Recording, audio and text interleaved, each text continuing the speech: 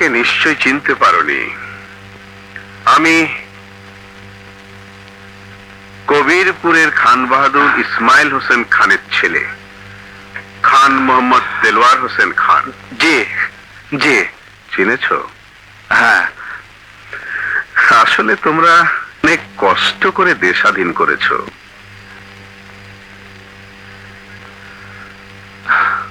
ফলও ভোগ করছো। তোমার পায়ে ওটা বিদেশি জুতো না? হ্যাঁ। আচ্ছা, তোমার দাদার কথা মনে আছে? ছোটবেলায় দেখেছি, অল্প অল্প মনে পড়ে। তোমার দাদার সামনে দুটো দাঁত ভাঙা ছিল। তোমার দাদা ছিল আমাদের পেয়াদা। আমি তখন খুব ছোট। তোমার দাদা একদিন আমাকে জুতো পরাতে গিয়ে ফিতে বাঁধতে পারছিল না। একটা লাথি মেরেছিলাম, এক লাথিতেই সামনে দুটো দাঁত ভেঙে গেল। কচি তোমার বাবা ঢুলে ঢুলে হাঁটতো বলে তাকে আমরা কচ্ছপ বলে ডাকতাম। আর তোমাদের বাপ দাদা 14 পুরুষ ছিল আমাদের রায়ত, প্রজা, গোলামি বলতে পারো। গোলামের ইতিহাস বলা কি আপনার শেষ হয়েছে? শেষই বলতে পারো। দেশ স্বাধীন হয়েছে, তাই তো তুমি রাজু কচিমুদ্দির ছেলে আমার ড্রয়িং রুমে আমার সামনে সোফায় বসে আছো, তাও আবার জুতো পায়ে দিয়ে। তখন একটা সময় ছিল আমাদের বাড়ির সামনে দিয়ে কেউ জুতো পায়ে দিয়ে হাঁটতো না।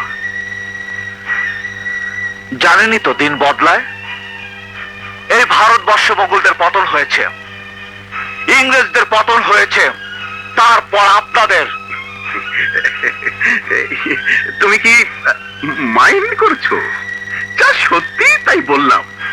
কচিমুদ্দি অর্থাৎ তোমার বাবা আমাদের বাড়ির চাকর। স্টপ! স্টপ!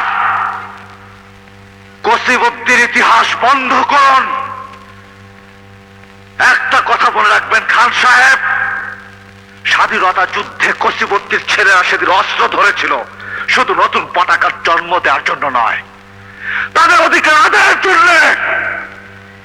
এই অধিকার আদায়ের জন্য প্রয়োজন হলে তারা আবার অস্ত্র তুলে নেবে। খান সাহেব,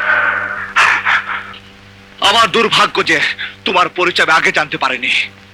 জানতে পারলে কোনোদিনও তোমার সাথে আমার সম্পর্ক তো দূরের কথা, ছায়াও মারাতাম না।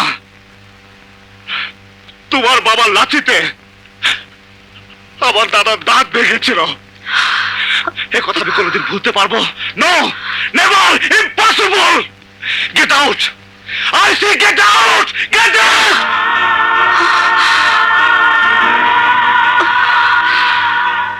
আমার ড্যাডি মিথ্যে কথা বলেনি। তুমি আসলে ছোট লোকের বাচ্চা। ইয়েস, ইয়েস, অল কচিমুদ্দিনের বাচ্চারা ছোট লোক। হ্যাঁ, আমি ছোট লোক। আরে খান বাহাদুরের বাচ্চা, আরে খান সাহেব, আরে দালালের বাচ্চা, এই দেখ কচিমুদ্দির ছেলে এসেছে যুদ্ধ আইনে। কচিমুদ্দির ছেলে আবার যুদ্ধ ঘোষণা করছে। কচিমুদ্দির ছেলেরা শুধু নতুন পতাকার ভূখণ্ডের জন্য যুদ্ধ করেনি, তাদের গোলামীর অবসানের জন্য যুদ্ধ করেছে। আবার সেই যুদ্ধ হবে। রশিদ, পুলিশকে টেলিফোন লাগা। আরে খানের বাচ্চা, বেরিয়ে আয়। রাজু প্লিজ। আমি গোলামের বাচ্চা, কচিমুদ্দিন। রাজু প্লিজ আর একটি শব্দ করো না।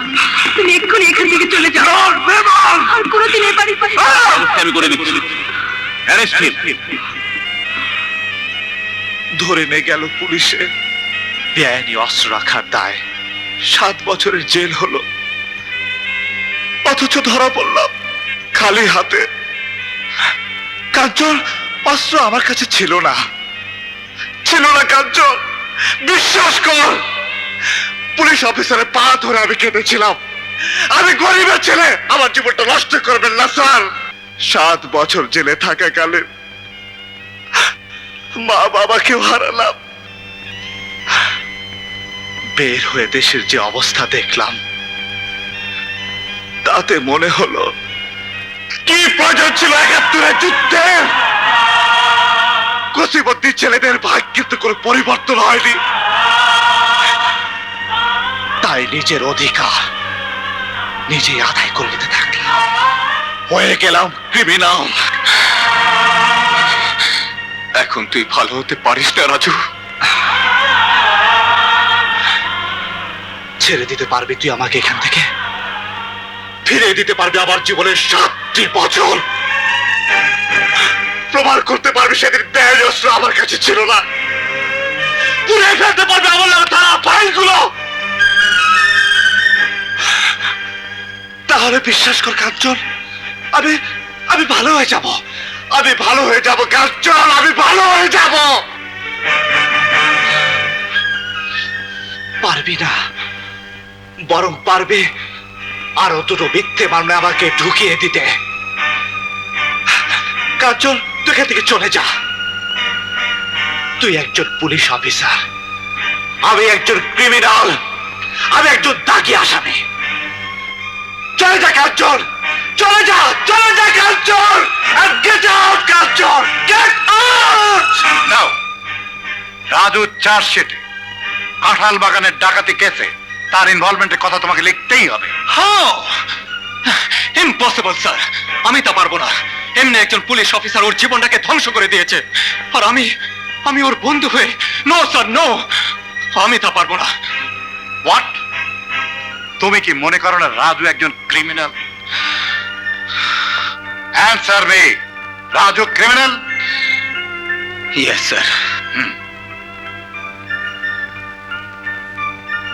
একজন ক্রিমিনালের শাস্তি পাওয়া উচিত। ইয়েস। ধানমন্ডি থানা এলাকার আইন শৃঙ্খলা রক্ষার দায়িত্ব কার হাতে? তোমার হাতে? Yes sir. তাহলে ওই এলাকার শান্তির জন্য, আইন শৃঙ্খলা বজায় রাখার জন্য তোমাকে লিখতেই হবে, আর রাজুকে হাজতে দিতে হবে। স্যার, আমি রাজুকে জিজ্ঞেস করেছি, সে ওই ডাকাতি কেসে ছিল না, এবং আমি তা বিশ্বাস করি। আমার হাত দিয়ে আমি রাজুর বিরুদ্ধে এই কথা লিখতে পারবো না স্যার। ভয়, সে একজন দাগি আসামি। তাছাড়া ওই মামলায় তাকে সন্দেহ করা হয়েছে। কেসটা হেভি না করলে ওকে তুমি বেশি দিন হাজতে রাখতে পারবে না, তা তুমি বোঝো? তাই বলে আই এম সরি স্যার। কাঞ্চন, তুমি ভুলে যাচ্ছ, পুলিশ তার কাজ শুরু করে সন্দেহ থেকে এবং শেষ করে প্রমাণ দিয়ে। You have to write it, forget about your friendship. Okay?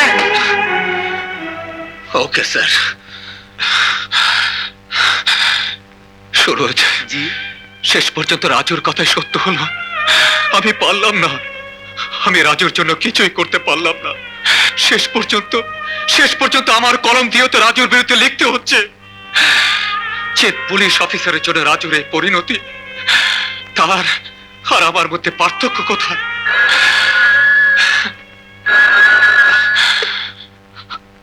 Hello hello, OC সাহেব, জি বলছি। আমি 18 নম্বর কলাবাগান দিলের হোসেন খানের বাড়ি থেকে বলছি। আমাদের বাড়ি ডাকাতি হচ্ছে। আমি আর কিছু বলতে পারলাম না, বাঁচাও!